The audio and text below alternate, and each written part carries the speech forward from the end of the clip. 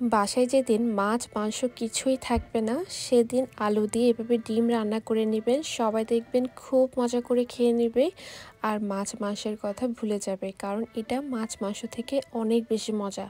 তো যাই হোক, আমি একটি প্যান এখানে তেল নিয়ে নিলাম আর কিছু সেদ্ধ করা ডিম নিয়েছি আর আমি কেটে নিয়েছি যাতে মশলাটা ভেতরে ঢুকে। এখানে লবণ আর হলুদ দিয়ে ডিমটাকে ভেজে নিচ্ছি। 1-2 মিনিটের জন্য ভেজে নিচ্ছি, বেশি ভাজতে হবে না। হালকা ব্রাউন কালার হয়ে গেলে চুলা থেকে নামিয়ে নিচ্ছি। তো এখন ডিমগুলি সব চুলা থেকে নামানো হয়ে গিয়েছে, আমি একটি প্লেটে উঠিয়ে নিলাম। আর সেম তেলে এখানে 2টি তেজপাতা, 2 টুকরা দারুচিনি আর 4টি এলাচ দিয়ে দিলাম। এবার হচ্ছে এখানে একটি বড় সাইজের পেঁয়াজ কুচি করে দিয়ে দিলাম আর পেঁয়াজটাকে একটু নেড়ে চেড়ে নিচ্ছি। নাড়াচাড়া হয়ে গেলে আমি এখানে পরিমাণ মতো লবণ দিয়ে দিলাম, আমি এখানে 1 চামচের মতো দিয়েছি। সাথে হচ্ছে আধা চামচ আদা রসুন পেস্ট দিয়ে দিলাম। আবার সব কিছু নেড়ে চেড়ে পেঁয়াজটাকে একটু সফট করে নিলাম।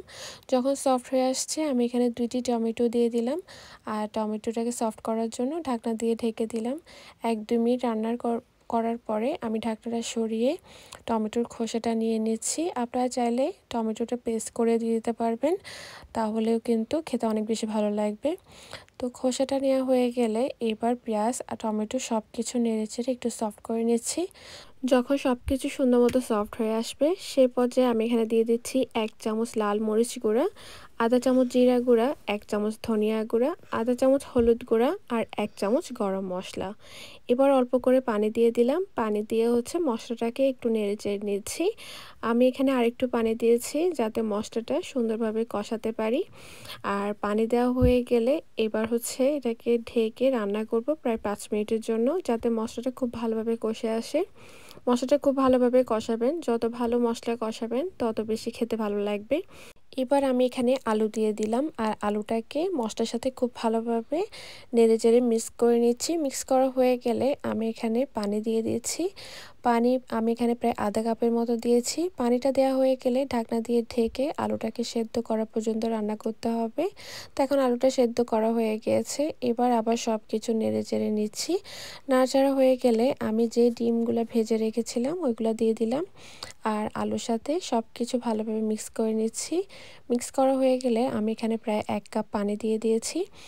তো এখন পানি দেওয়া হয়ে গেলে সব কিছু একটু নেড়ে চেড়ে নিচ্ছি আর এখানে এখন দিয়ে দিচ্ছি 4-5টি কাঁচামরিচ ফালি করে। আবার সব কিছু একটু নেড়ে চেড়ে ঢাকনা দিয়ে ঢেকে রান্না করব প্রায় 10 মিনিটের জন্য। তো এখন 10 মিনিট হয়ে গিয়েছে, আমি এখন ঢাকনাটা সরিয়ে নিচ্ছি আর এখানে কিছু ধনিয়া পাতা কুচি দিয়ে দিচ্ছি। তো একটু হ্যান্ডেলটা ধরে এটা একটু দুলিয়ে দিচ্ছি। এই তো তৈরি হয়ে গেল গরম গরম ডিম আলু কারি। এটা কিন্তু খেতে ভীষণ মজা। আপনাদের মাছ মাংসের কথা ভুলে যাবেন আপনারা যদি বাসায় এটা রান্না করেন, সবাই দেখবেন খুব মজা করে খেয়ে নিচ্ছে। তো যাই হোক, আমার আজকে দুপুরের লাঞ্চ রেডি। আপনারাও কিন্তু এভাবে ট্রাই করবেন আর ট্রাই করলে কেমন হয়েছে আমাকে সবাই কমেন্টে জানাবেন। আশা করি সবাই অনেক বেশি ভালো থাকবেন, সুস্থ থাকবেন, আমাদের জন্য দোয়া করবেন। আল্লাহ হাফিজ।